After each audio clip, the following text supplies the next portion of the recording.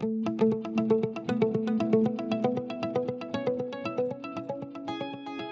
last area where you can raise a part request from is Stock Records.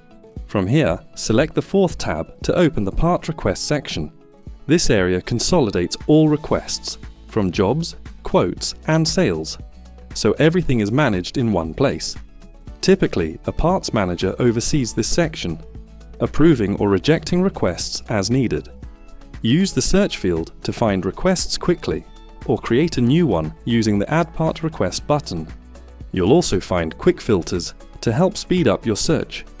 If you want to update multiple requests at once, use the drop-down to apply batch status changes. For bulk completions, select the requests and click Complete Part Requests. When you complete a request, a purchase order is raised automatically. To see all completed requests, tick the Show Completed box. The Request Status column shows you exactly where each request is in the process. By default, a new request shows as new, but you can change the status to approved or rejected. Once approved, the next options are accepted or declined.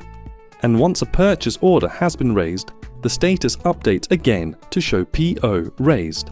Depending on the request type and stock availability, the system may also suggest an action in the Recommended System Action column. The action tray gives you even more options, including edit, delete, upload documents, issue parts, reservation, or complete the request.